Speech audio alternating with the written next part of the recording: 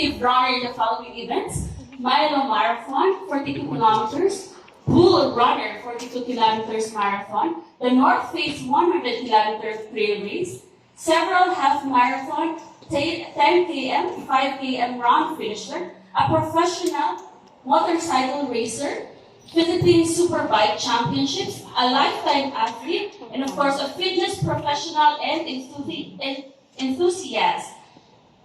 So I'm honored to present this morning our guest speaker.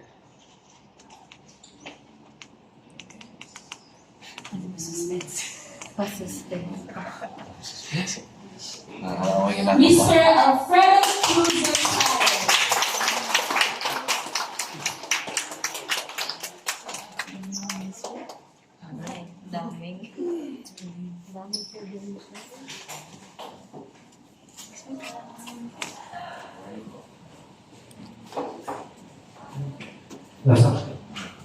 Magandang umaga po. Morning! Okay, so na-pressure naman sa ito ang habang introduction. Anyway, how is everyone feeling today? Okay, so before I start my talk, I would like each and every one of you to spend 10 seconds of your time to think of how you're feeling right now. How are you feeling right now? Okay, so hold on to that thought and think about it. Okay, so how are you feeling? It's gloomy, it's rainy. Yeah, and since we have space, okay, and I would like to request everyone to stand up. Okay, so we're going to move a bit because that's what I do. I'm a fitness guy. Okay. Yeah. So, okay, I will divide this room smack in the middle. Okay? So this will be the first group dividing. This won't be too intense. This will be group 1 and this will be group 2. Okay? So, medyo lobat ng mga tao. That's loud enough. So this is live. And this group will say life. Okay? So when I point to this group, smack in the middle, they will say life. Okay, good. So, live. Okay. And now we will start skipping. If you cannot skip, it's fine. But I think everyone can skip. Okay. Hands up. And then I point to you and live.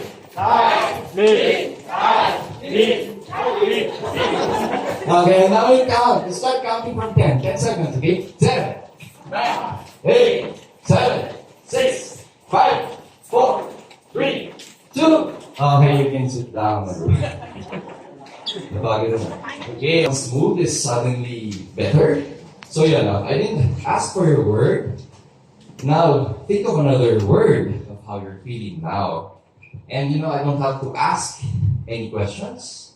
You yourself will know how different it is, right? Morning, you feel gloomy, you feel sad, you feel lazy, you don't want to wake up. After just a few movements, few actions, a little movement, and you will feel right away, something's changed, something's different, right? Everyone's happier, we're all smiling. You go back to the time when you were kids and you were moving, right? So what happens here? In our brains, okay, there is a small part there in the hypothalamus. It's called dentate gyrus. What is this small substance in our heads? Okay, this is a part of our brain begging us to move. Every time we move, proteins and molecules mix, and then what happens? Okay, we release chemicals, dopamine, endorphins, these things. So what do these things do? They create new brain cells. Okay, they create happiness, movement. Okay, so think about it. What is the goal? What are our goals in life? Right? So we start early. Okay, we go to school. We have a career. We try our best to provide for our families. retire, hopefully, with enough income to enjoy life, right? What is the goal? The goal is not for ourselves, also for our loved ones. Okay, so yun ang point. The point is, what's the purpose of life? Of course, we want to enjoy life, right? We want to spend it with our loved ones. We want to travel the world. That is the point. But how do we do this?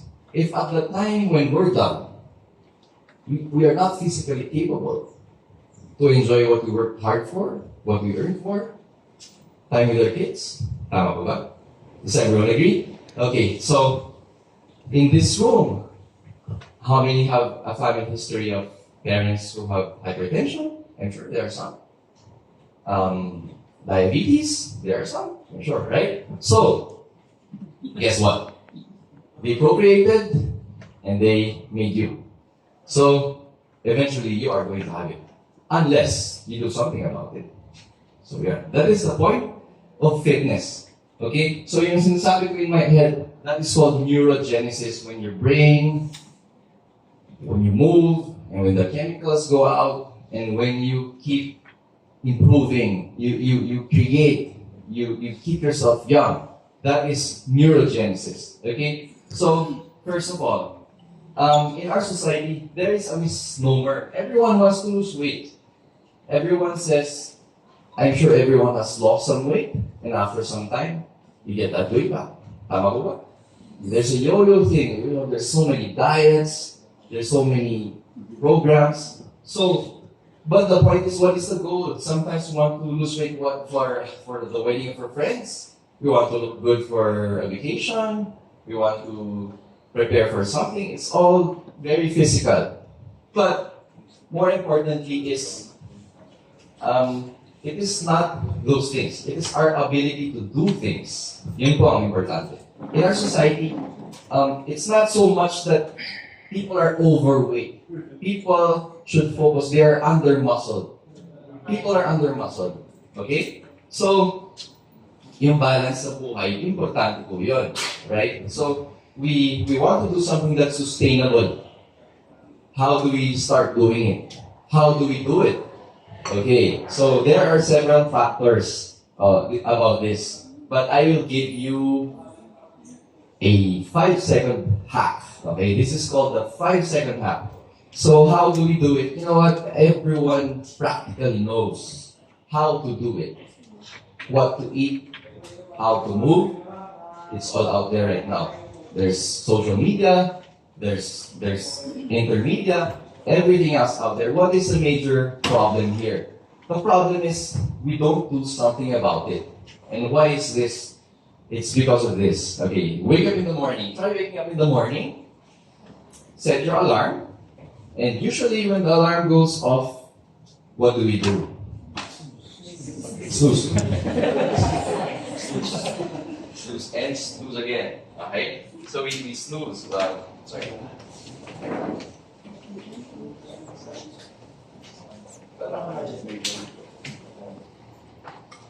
Yun. About my 5-second rule, and you should try this too. It will be effective, I promise you. Tomorrow morning, kasi our minds are set. When you say, I will wake up tomorrow at 6 a.m., we know that. Alam ng utak natin yan. We are predestined. We know deep inside. We have that. We have the conscience to know that I have to do something at 6 a.m. and I have to do it. But what happens? Okay, try tomorrow. Wake up a little earlier. Set your alarm at 5:30. Goes off. Now, try this 5-second rule. When the alarm goes off, you count from 5, 5, 4, 3, 2, 1, and you get up. Why? Because if we go past this 5-second window, our body makes excuses. Definitely. And I've been there. Like, you will say, it's too early, it's too cold, maybe tomorrow. So, because, why? Because our mind was set to do 3 things. First, to make us survive. It sustains us. Second, we sleep, half of our brain rests, half of our brain registers the memories. Third, our brains are set to make us survive, which is, how do you say it? Pinoprotektahan tayo masyado. We make ourselves, it's a defense mechanism. We make excuses to save ourselves. Okay, so yun, with the 5-second rule, you don't give your body the time to make excuses. It doesn't even fall to the decision of waking up to exercise. Even the small decisions in your life. Like, for example, asking your boss about something. Sometimes, you think about it, you want to do it, but after 5 seconds, you have all the reasons not to. Whether it's career change, going elsewhere, these things set in. So if you count 5, 4, 3, 2, 1, you act on your intention and you do it, it will happen. So that, nakikita natin, it is all here. It's all here. The change is intrinsic, sabi nga nila. So here, let me give you some facts. Okay? Throughout the course of history, now, this generation is the most sedentary of all generations. 75% of children spend less time outside than prison inmates. And you all know why this is. Everything now is click of a button. Everything is on the phone. We sit on the phone. We order on the phone. We do banking on the phone. We can practically date and swipe on the phone without doing anything. Diba? It's so convenient. All the kids have it compared to like maybe the 80s, 70s. Imagine the time when you were kids, you had to go out, play outside. Your parents had to practically drive you to camp, umuwi na. Bumalik ka na. Diba? That doesn't happen anymore. These are the sad facts. Okay, 1 in 12 kids, only 1 out of 12 kids have 30 minutes of the recommended activity. We are supposed to move at least 20 minutes a day, at least 5 times a week, to sustain ourselves, to keep moving forward. Hindi na nangyari yan. And you have kids, and you have younger generation, it's not that way anymore. So yun, depression, obesity, type 2 diabetes, these are all acquired by inactivity. Okay, other facts. 75% of adults will die from chronic disease. Cancer, high blood, heart disease, dementia, these are all lifestyle-induced diseases, which means we can do something about it, okay? Which is a good fact naman. We'll do the good facts. 50% of this can be avoided by movement. 50% can be reduced by movement. Do you know that in the world, every 10 seconds, 10 people die from diabetes? So, imagine, why we're talking, it's happening. So, yun nga, imagine if there was a pill. Yun ang, imagine ko rin man. Pangarap ko, sana meron na lang tayo mabibili na one magic medicinal pill. We take it in, and it will help us avoid all the diseases that we have to avoid. Diba? Fortunately, there is one pill. That's movement. Okay? They say movement is medicine. Okay? Yeah. So, here, it says, we say, dodge the sedentary movement. Okay? And the world is our gym. So, the point is, it's like having a New Year's resolution. Okay? New Year's resolution. Okay, lamon ko na to. Christmas. Next year na ako mag-gym. Next year na akong magbabike. Next year na ako gagalaw. New Year, tapusin muna ng Nochebuena. But do you know that 88% of New Year's resolutions fail? And sa gym, pag nag-register ang mga tao sa gym, 50% of those people who register don't even show up. So, yun, we see it as, it's not a sickness, it's our human tendency to procrastinate. Diba? So, because we let things go. So, what are the rules? There are no rules. First, intrinsic yan. Okay, as I said, everything is out there. All the right, YouTube is there. Everyone has access to YouTube. You practically don't need to pay a trainer in all actuality. Kaya niya yan. Everything is there. But the point is, it has to be intrinsic. It's like, for example, someone that has drug addiction. They be put in rehabs, in and out, 3 times, 4 times. It doesn't happen. Why? Paano magbabago? It has to be here. You have to be accountable to yourself. Kasi, of course, we are adults. We're not kids anymore. No one is going to check on you. Are you waking up tomorrow? Kaya sabi ko nga, if you want to be active, I have new friends who want to go into running. They're with their friends. Oh, tatapo tayo bukas. I've heard that may biggest sister challenge din. So, will it work? Probably. Bukas, bike tayo bukas. Tapo tayo bukas. Sige. After day and week, 2, hindi na pala sige ito. Tara na. Hindi ako pwede. Wala na. So, you know, we go back to that regimen. We go back to that cycle. So it has to be here. Okay? It has to be personal decision. You have to be accountable to yourself. Okay? So, yeah, you are never going to feel like it. You're never going to feel like it. You just have to do it. You just have to wake up and put it out there. And you don't have to go to a gym. You don't have to go to an expensive gym. It's all about doing something that is realistic. So first of all, my mother, for example, she's 73, active, conscious with her food. She wants to go to the gym. She wants to run. I tell her, Mom, 73 ka na. Pag natisod ka, baka bawalian ka pa. You protect your hips, you protect your knees. So what do you want to do? Ito, Ma, sabi ko, fitness is my life. But for you, what do I recommend? Get out of the door at 5:30 a.m. We live in Aurora Hills, so you walk for how many loops? 2 loops, 3 loops, walk. You don't have to run. It doesn't have to be intense. It doesn't have to be long.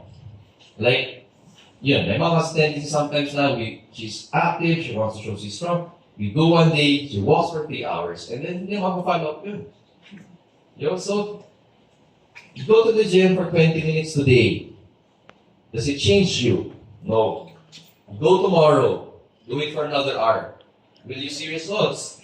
You will not see results. The next week, will you see results? No. You will not see results because it is cumulative. It's all about the small baby steps, the small actions. Right? Yung sabi ko, just go out, walk a few rounds. You're walking. Walking is one of the best means of exercise. You actually burn the same calories you do when you walk for an hour and you run for an hour. Basically, the calories are the same. You burn the same things. So, basically, yun yun. Diba? So, I tell her, can you do it? How often can you do it? I can do it. Can you do it at least 3 times a week? Yes. So, yeah. That's what she does. And if you can do it for 5, so much the better. But, sabi ko nga, it has to be like, for example, you take a bath today. You have to take a bath tomorrow? Of course. You brush your teeth this morning. Okay, is that good enough for the week? Of course not. So yun, it's the same. It's the same thing. It has to be lifestyle. It has to be lifestyle. And we all have slips. I do. Like, I try my best to eat right. Of course, right? It goes hand in hand. Movement and food. Big factor of food. But, I only live once. Sometimes, yes, last night I was invited to have a few rounds of beer. That's fine. Hindi naman ako santo, so I also want to enjoy my life. You go out, there's a party, there's food. I indulge too. I'm not a hardcore vegan that I won't ever eat lechon or vegan or papaitan. Sarap yun. So, but those are small portions of your life. Right? You have to look at the bigger general picture.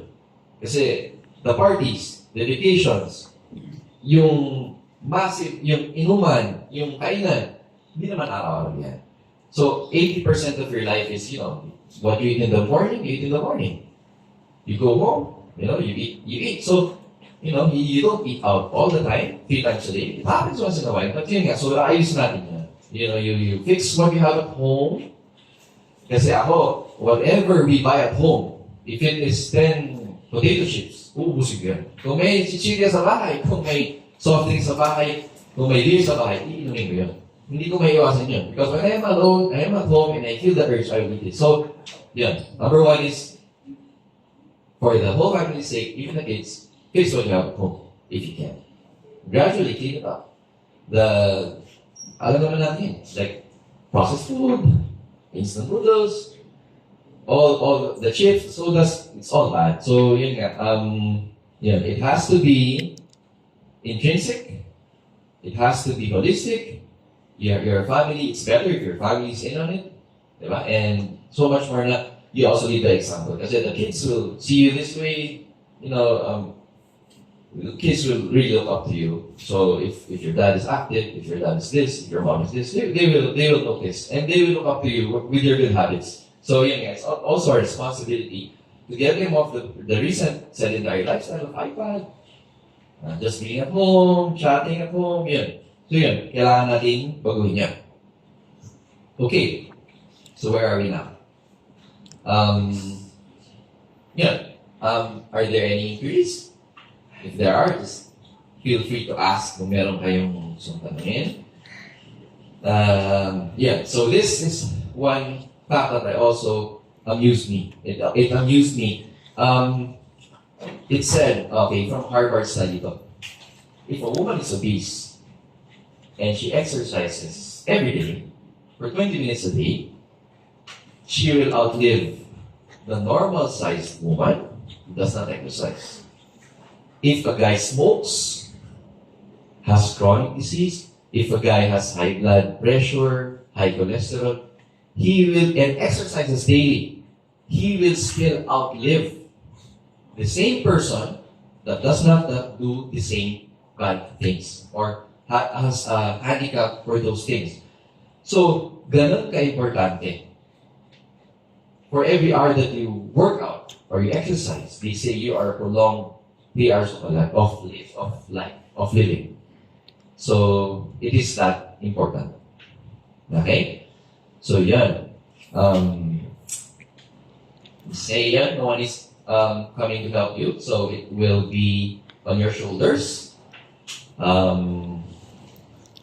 Do it for your family. And since you've been working hard all your life, you also have to plan for it. Because, we're not getting any younger.